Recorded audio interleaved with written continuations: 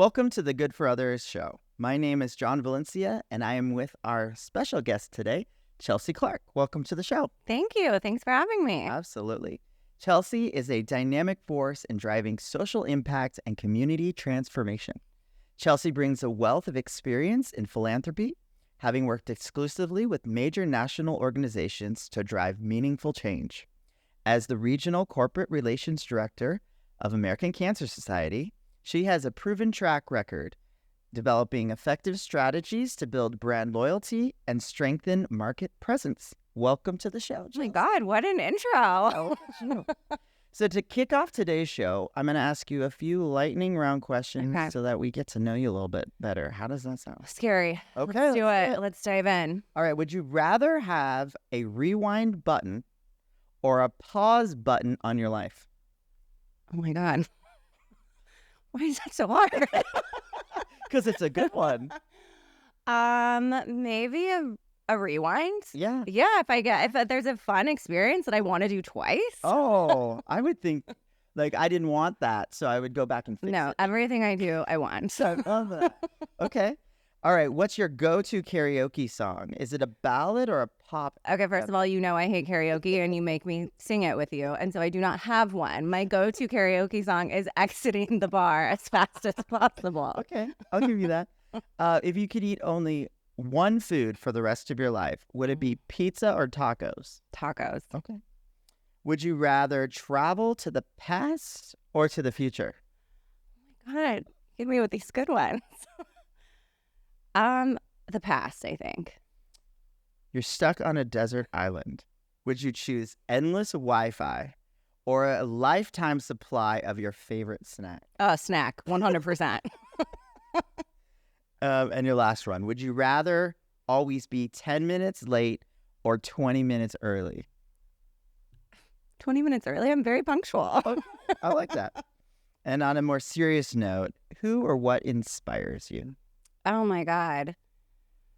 That's such a good question. And I'm going to answer it in a broad way because I think it depends. I'm inspired by people. I'm inspired by experiences, by people doing really good things, by laughing and learning. So I don't know, just things around me. I love that.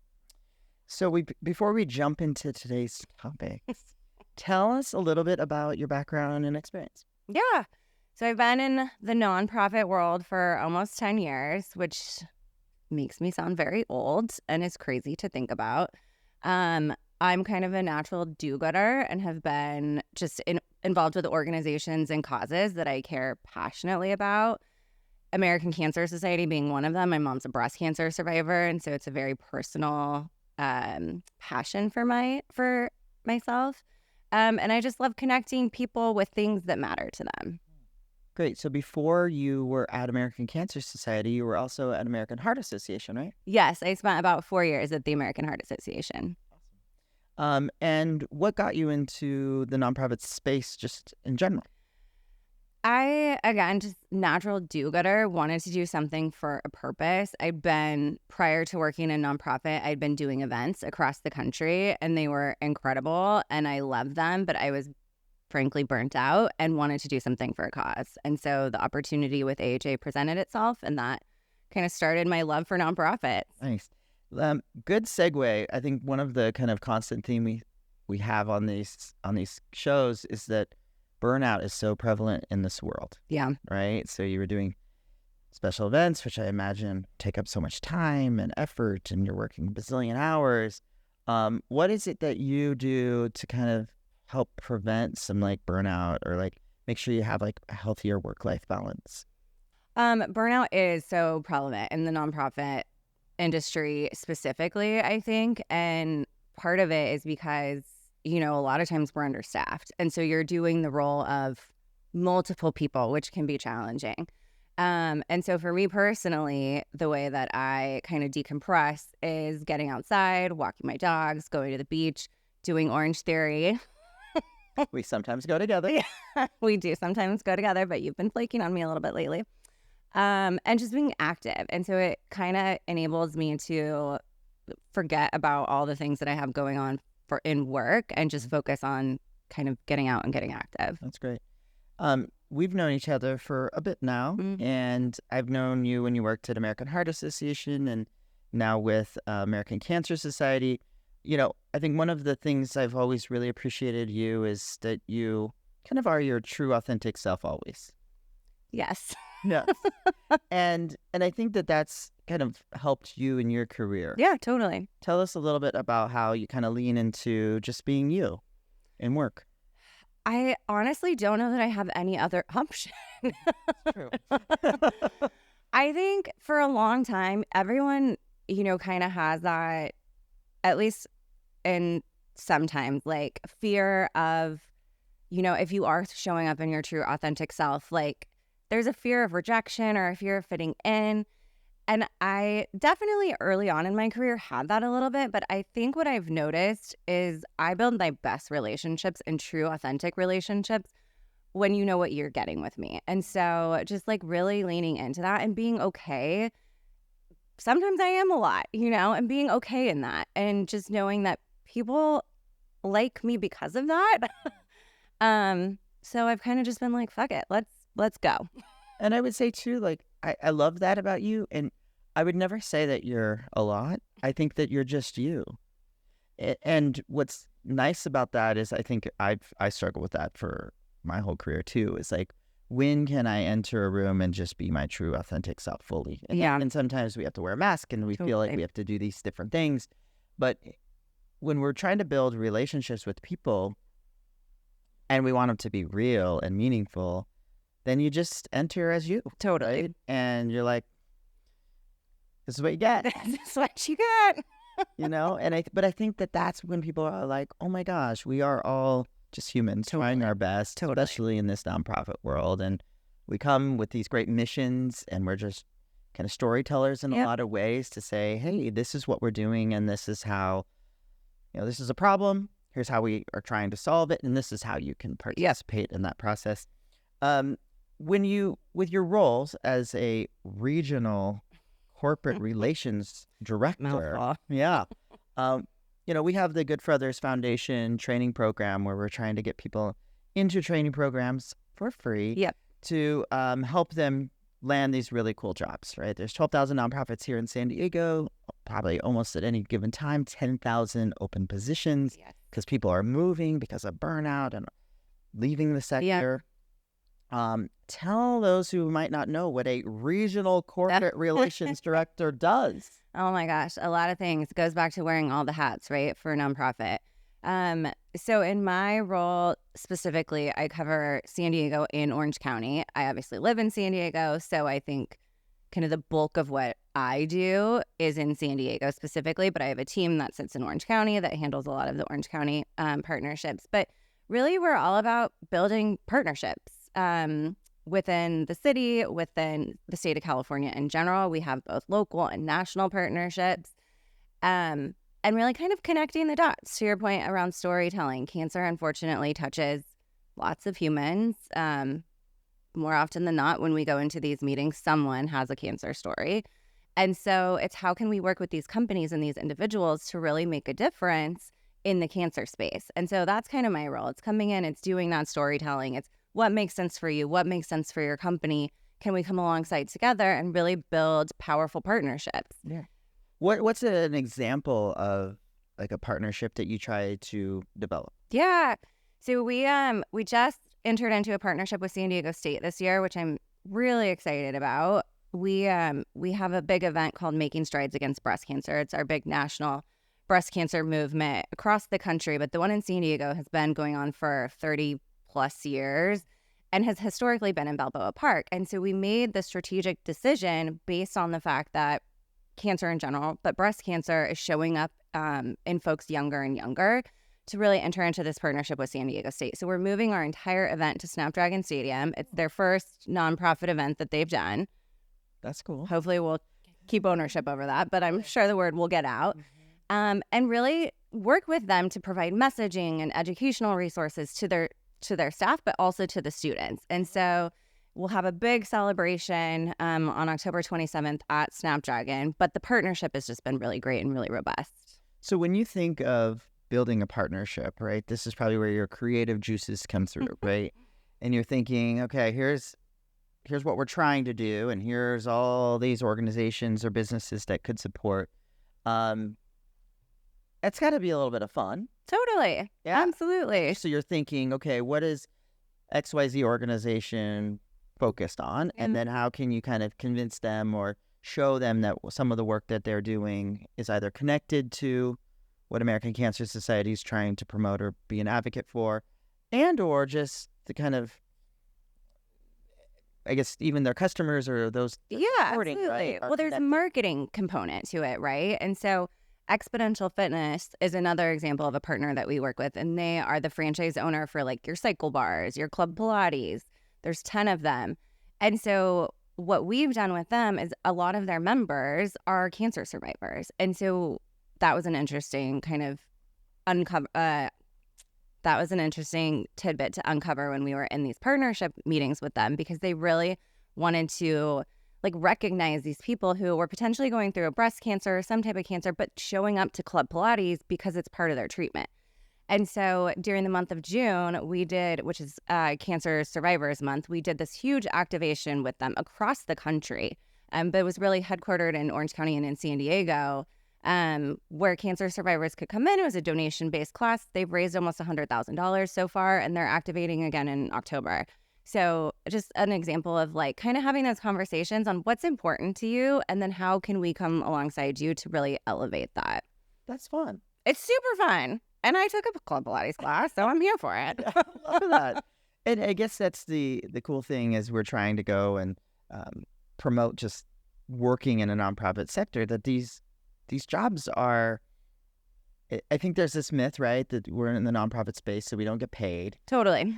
And sure, there's not a ton of money to go around because you want to give most to your mission and those that you're supporting. But there's a job for everything, right? There's marketing. Yeah. I mean, a lot of what you're doing is marketing. Yeah. And relationship building. And you're leveraging, like, say, corporations who have marketing dollars to further what they're doing, but also support you at the same time. Totally. Kind of like a win-win.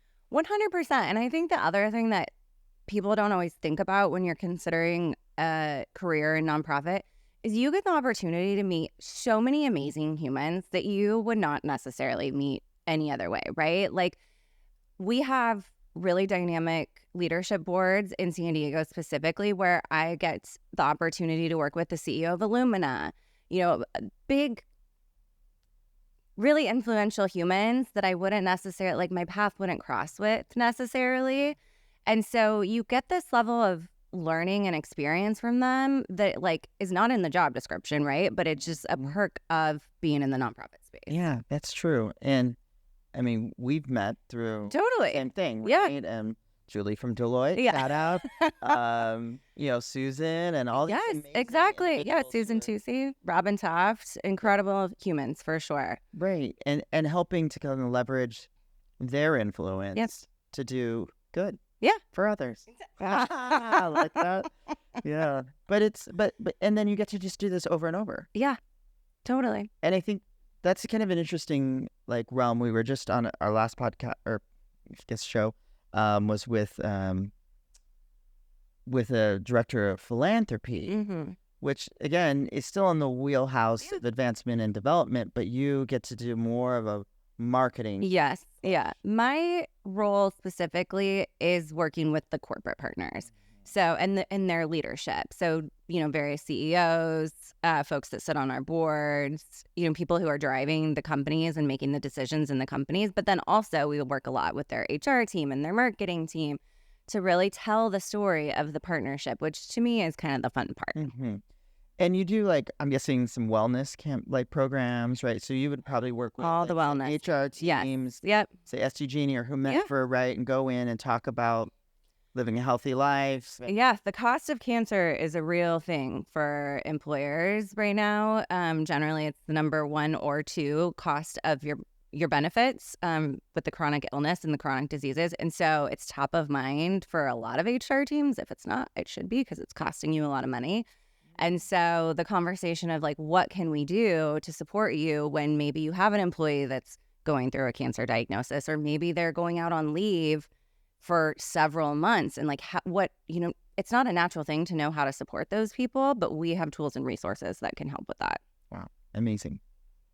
Great. Okay, so let's talk a little bit more about kind of some of the key ingredients you think that you have kind of developed over your career on building these long-term successful partnerships. So, a lot of people listening this might be new for them in their career, or doing a career change, and they're thinking, wow, Chelsy has a pretty cool job. Like, how are you successful in it, in building these relationships and convincing a company to want to engage with your organization? Yeah, it's funny. I was having this conversation the other day with a girl on my team around the convincing part, right? Because for years and years, when I first started my career, even before nonprofit, I thought my job was like to sell this. Like, I need to get out and sell this. And if they're not a partner of ours, then I have failed. And I don't think that's necessarily the case anymore. I think the case is connecting the dots.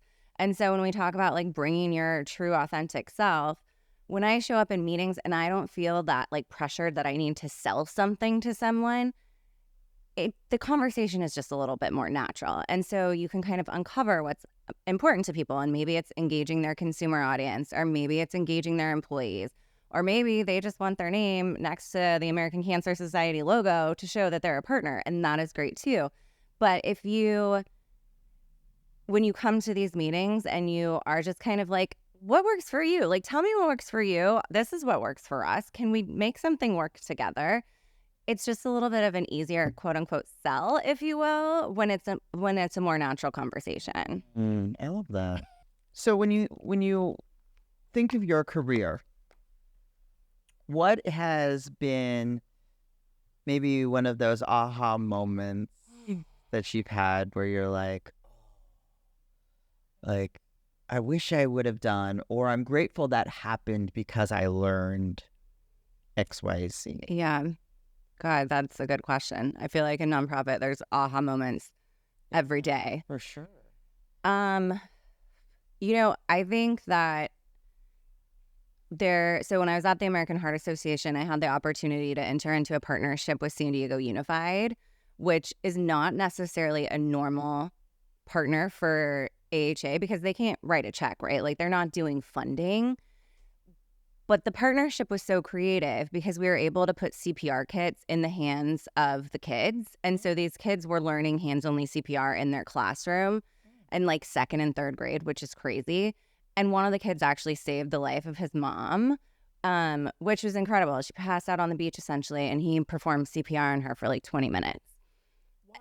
And this program came to fruition by a third-party funder because they were like, this is the incredible work that we need to be doing. And so I think from a fundraising perspective, just like knowing that not everything is so black and white, knowing that there are opportunities to make an impact and like really big impact, like this little kid saved his mom, and kind of think outside the box. And then you bring in multiple people and our funding impact was even higher because, the results that came from this program. But I think when you start out as a fundraiser, it's just like, let me call Qualcomm or SDG&E or whoever the big company is and ask them for money. But it's not always like that, right? Like the bigger gifts, I think, come from those more creative partnerships where you really are seeing results. That's really cool. Have you had like a mentor or someone in your life, in your career, that's kind of helped poke and prod or push you to? Oh my God. So many. And it goes back from like having the opportunity, I think, to work with so many influential, incredible leaders that you wouldn't necessarily get to work with. But when I was at AHA, I was running the Go Run for Women campaign, and women rule the world. So Yes, a little plug over here for that. But our executive leadership team that really helped like drive the fundraising and the mission of Go Run for Women, I keep in touch with all of them. They're all incredible. I would say they've all been a mentor for me in some way, shape, or form. Some of them don't even know that, right? But it's like I've quoted Cindy or Julie. Shout out Julie.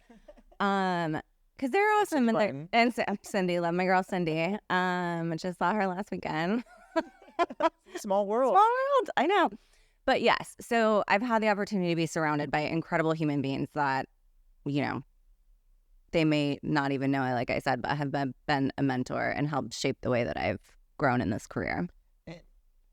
You know, you just said small world, and it is. And it's, yes. We go to every event. As I always say, never burn a bridge, especially in the nonprofit world, because you'll probably work with someone again at some point. Totally. And that's just how we do it. And that's probably, comes with experience and time, right? You'll go to these networking events, and they're like, it's so funny. People always assume that because I'm an extrovert that I love networking. And I don't. Shocker. But I go, right? And then all of a sudden you're like, look around the room. You're like, oh, I know half these people. Right. Yeah. And then you're like, wait, this isn't such a scary networking event, because it's just, I can sometimes just hang out with friends. Yeah. Right. So how do you use kind of that type of networking in your space too? Is it the same way for you, or? Well, I feel like you and I are two little peas in a pod when it comes to networking events, because we can work a room. Yeah, that's true. I would agree. I think it depends on the networking event, right? Like, some of them can still be intimidating. When you walk into a room, you know no one, and there's 300 people in the room, you're like, cool, okay. Here we go. But they also can be fun, and it goes back to, like, just be your authentic self. Meet someone, grabbing a glass of wine at the bar, and you may become friends with this person. So I think with anything in life, like, kind of take it for what it is. I think, it can be beneficial for you, either from a work perspective or a personal perspective. So just have fun with it. Yeah. We, with Good Feathers Foundation, we're starting these kind of mixers where nonprofit folks can come together, and we'll bring alumni from our programs, right, to kind of meet people. And last week we were talking about what kind of theme do we want for our next mixer. And what we keep hearing from our participants is they're terrified of networking. And so we're like, okay, well, how do we help them? Because it's such a big part of once you get into it. You're fine. Yeah. So in this next upcoming mixer we're having speed network. I was literally going to say you should do speed dating. Yes. And we're going to do it. And we don't know exactly how we're going to do it. We'll figure it out. But it would be, what a great opportunity. We're going to have these nonprofit, hiring folks and CEOs and all sorts of levels there. And we got our graduates. They're going to have a little ribbon. And we're going to roam around and do 2 minutes. No, I love it. Why not? Yeah. Just break the ice. Exactly. Because by the time they get done, or at least hopefully walk away, they've maybe met someone or a couple people. Yeah. I think that's a great idea. Yeah. So we're going to have some fun. So I'll make sure you guys. I'll be there. We have some open opportunities right now. So, awesome. Yeah, let me know. Okay, great. Yeah. And I think that's the kind of maybe we'll take away from all of this is, one, we're going to have folks listening who have graduated from our program who might want to be like, oh, I didn't know there is this cool job that American Cancer Society does that can be a blend of this and this. And then, I didn't know there's events that we should be going to get them connected so that they can have a jump start on their career. So it'll be fun. All right. So let's talk a little bit more about American Cancer Society. So, you guys have been around for a long time. So hundreds of years. So tell us a little bit about kind of the work you guys are currently working on. Yeah, it's funny. ACS has been around for over 100 years, which is kind of crazy to think about. Like, I don't know, just like from where we started to where we are now.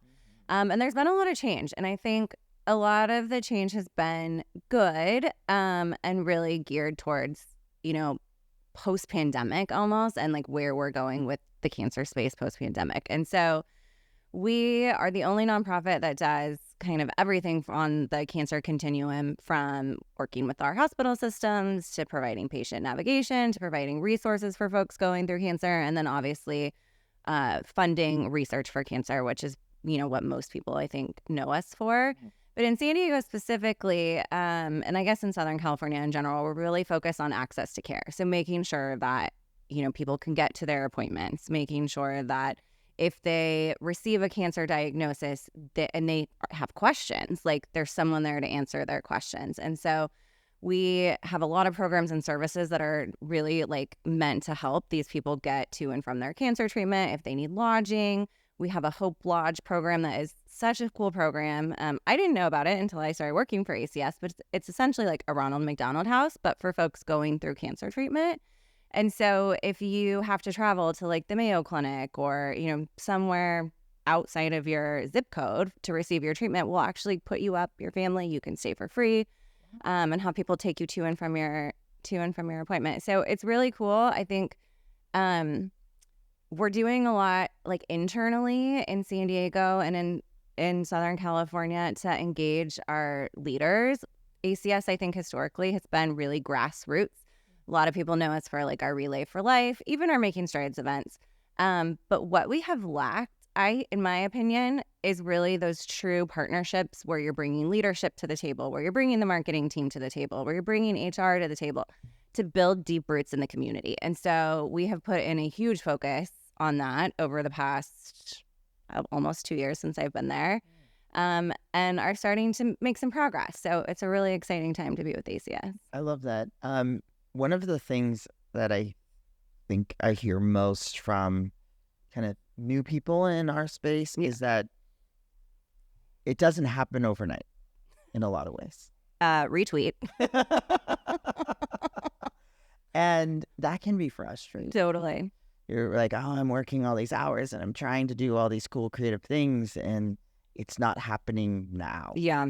And I think sometimes leadership forgets that. Yeah. In those organizations because there's so much, you're trying to make sure you're hitting fundraising goals and all these things. And sometimes the folks on the ground doing this work are like, it just doesn't happen overnight. Yeah. Building a relationship that's meaningful takes time. Yes. Yeah. And so I want to scream that from the rooftops, like over and over, that I feel like always, so often I feel like it's like you're planting the seeds of the oak trees, but the oak trees take forever, right? There will be a forest down the road one day. Yeah, totally. It takes some time. And I hope that can be something we can kind of continually remind folks in our space that it doesn't happen overnight. And even 2.5 years into your goal, like now you're probably seeing things that you 100% a while ago.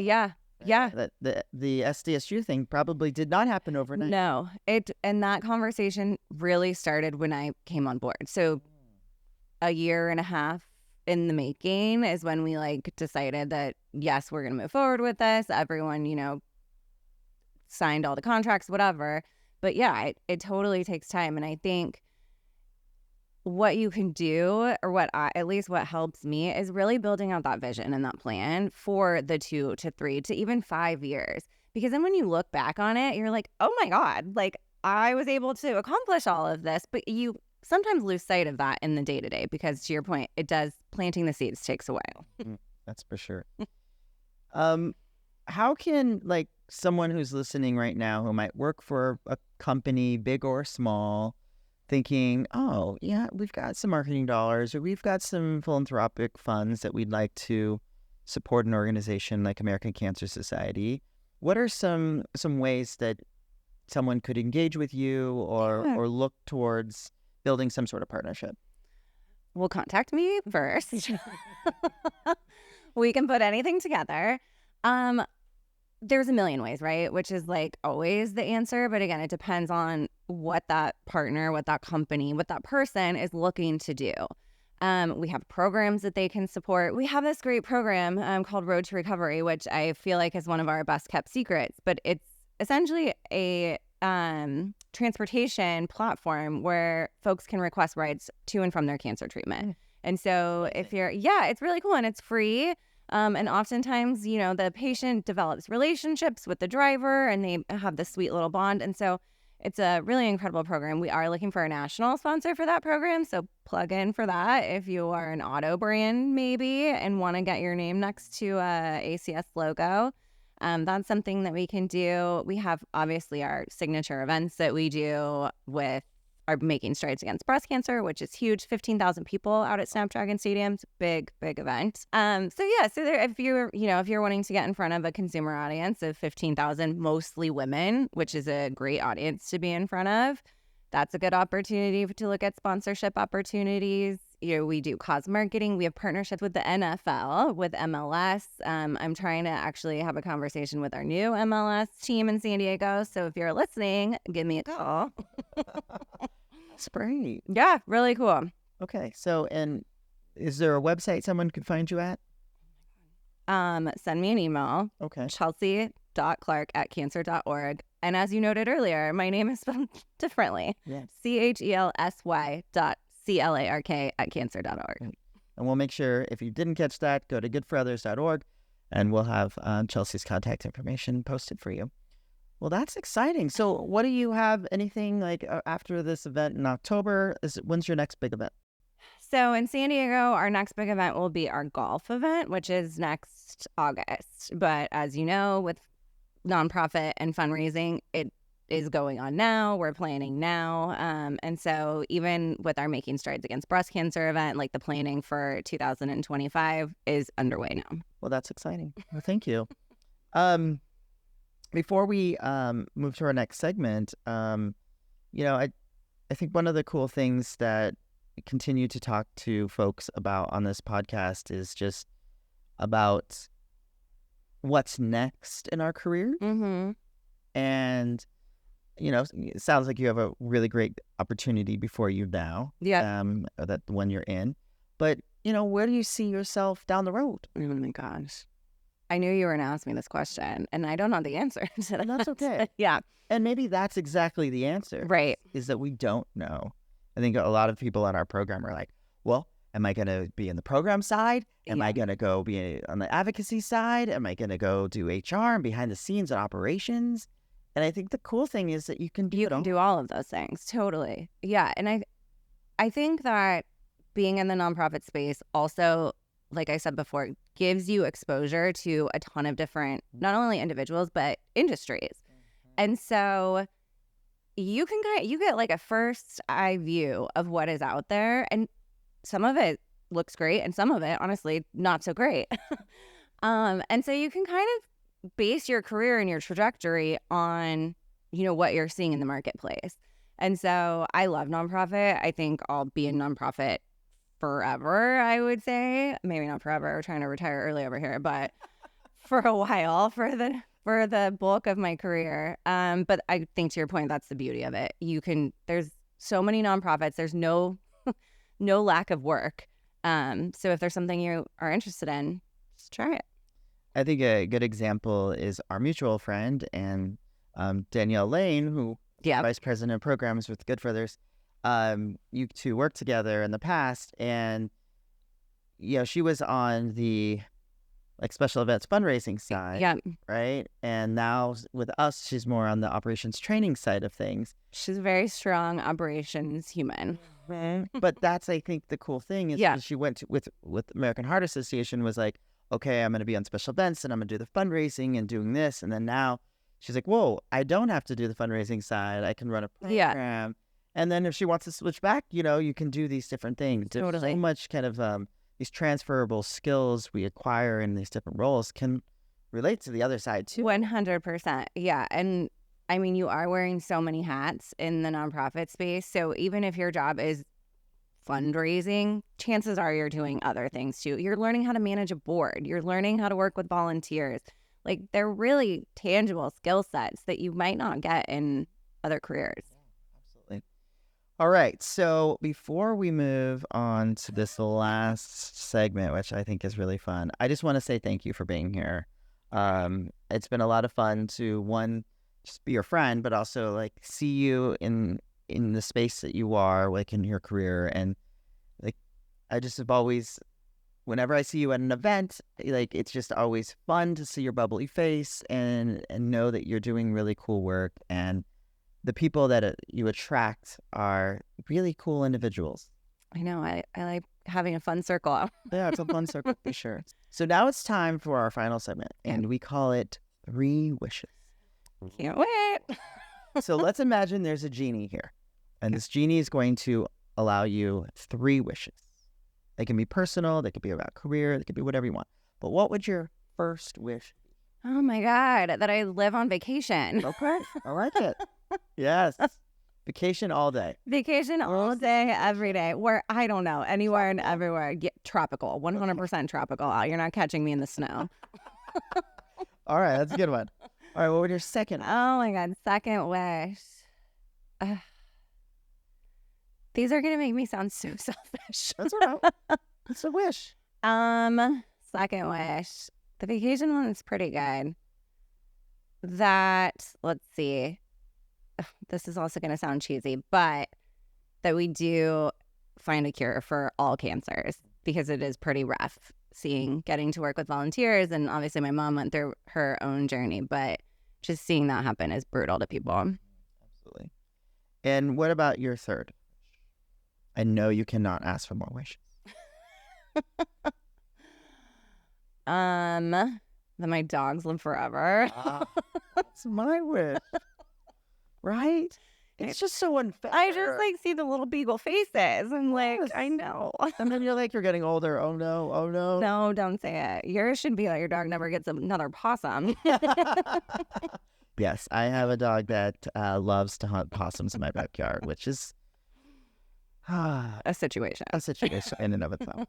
All right. Well, thank you so much for being here today. Thank you for having me. This was fun. I just want to say thank you for everyone that you've helped raise money for organizations. It trickles down. Totally. And even the work that you're doing now, it's really cool. So thank you for being here. Thanks for having me. Awesome.